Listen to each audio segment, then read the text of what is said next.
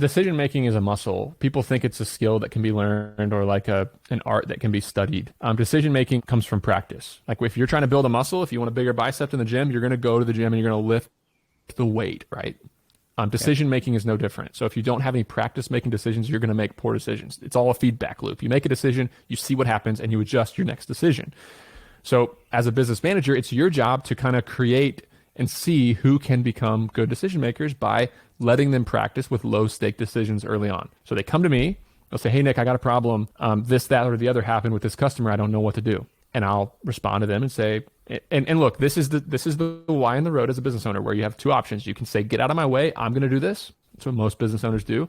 Or you enable that employee to figure it out and make their own decision.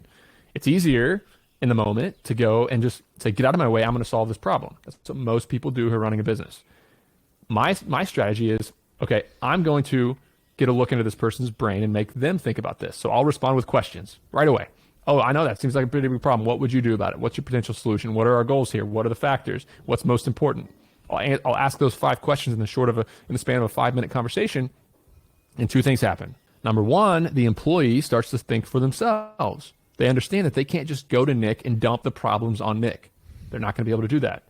And number 2, I get to look into their mind. I get to look into their mind, and while they're talking to me, I get to see how they are at decision making.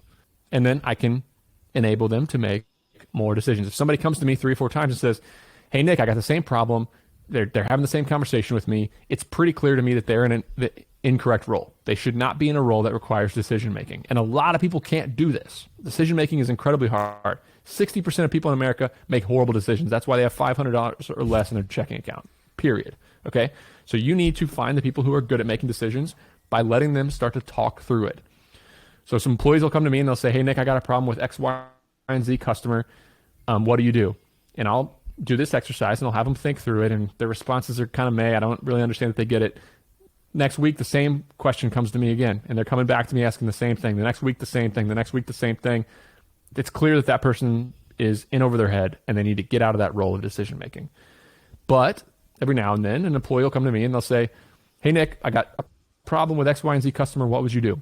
My response is the same. It's, hey, what are our goals? How do you think about this? What would you do? And what are the factors? And they start to talk to me. And then I'm just like, wow, they kind of understand it. I send them on their way. They solve their own problem. And then they come back to me the next day and they say, hey, Nick, I just wanted to let you know X, Y, and Z happened. And this is what I did. I went through the same thing. You know, what we talked about yesterday. That's how I solved it. Does that sound good?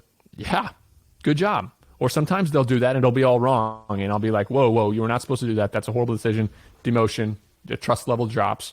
But if they're good and they're answering these questions the right way, the trust level goes up.